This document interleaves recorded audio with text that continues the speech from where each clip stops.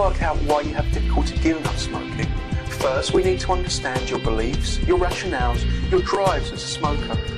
So that's what this first video is all about. So, let's get started.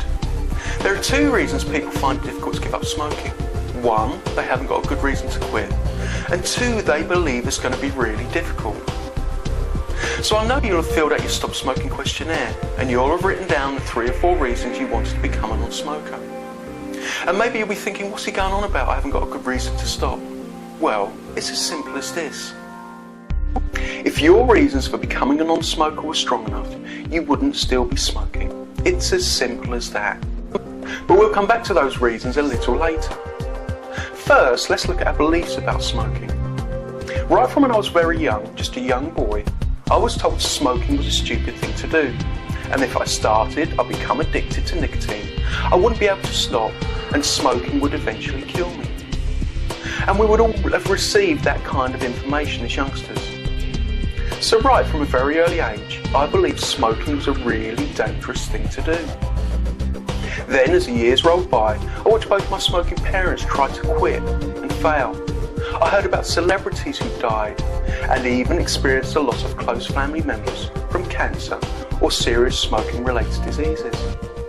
And again, this just reinforced those beliefs about how dangerous smoking was and how powerful nicotine can really be. And it doesn't end there.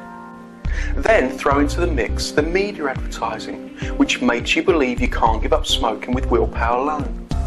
You're going to need Zyban, Champix, patches, gums, electronic cigarettes, or if the worst comes to the worst, you'll even have to go and visit a hypnotherapist. It's that difficult to give up smoking. And still, there's more. Just look at last year's NHS Stop Smoking slogan, which was, "Don't give up, giving up." What does that tell you? It tells you you can't do it once. You're going to keep trying and trying. Guess what? Just reinforcing that belief that smoking's a really difficult thing to give up. So let's just look at this another way. Let's say there was a plank of wood on the floor, resting on 2 bricks. You could walk along that plank easily without falling off. You'd probably even hop along it. But now I want you to consider that same plank, but now it's placed 10 or 20 feet off the ground, and you're now asked to walk along it. Now your psychology would kick in, wouldn't it? What if the plank started to wobble? What if the wind started to blow? What if you got all shaky? Well, now your chance of actually getting across that plank without falling off are dramatically reduced. All because your psychology's kicked in. So today what we're going to do is we're going to bring your Stop Smoking plank from up there and place it back down on the floor, so it's easy for you to become that happy, healthy non-smoker. Sound good? The second thing you need to appreciate is you love being a smoker. You wouldn't go and put your finger in a mains plug socket, would you? Because you've done that before and you know it's a stupid thing to do. So there must be something else about smoking that really appeals to you, otherwise you wouldn't continue to do it, would you? I want you to consider the 10, 15, 20 times a day you light up. And each time you get a hit, you get a buzz, some sort of satisfaction. Now I know that some of those cigarettes are just habit, but I also know that some of them are gold. The one first thing in the morning, the one after a hot drink or after a meal. And although you may want to give up, the appeal of those cigarettes is still stronger. I want you to consider something a little provocative now. And that is that smoking is an excellent habit to have. Let's just imagine that instead of smoking, you ate 20 pieces of chocolate every day. The result, you'd get fat.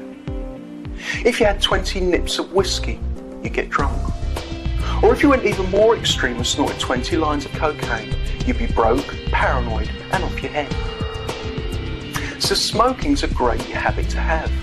It's legal, it's affordable, it's still socially acceptable to a point, and you're not going to overdose from a cigarette.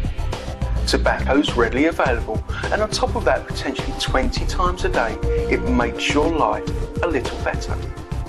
It relaxes you, it gives you the excuse to take a break and reflect on your life. So you have this thing you believe is going to be really difficult to give up, and that at some level you find very satisfying. The fact is, for you to give that up, you're going to need something very powerful, aren't you? And that brings us back nicely to your reasons for wanting to quit. They're just not strong enough. So at the end of that first video, you may be thinking, why is he telling me how good smoking is? I'm here to give up, not to continue. Well, for you to change, as I said, we need to understand why you smoke. In the next video, we'll look at what you need to stop. I hope that's got you thinking and the pennies are starting to drop.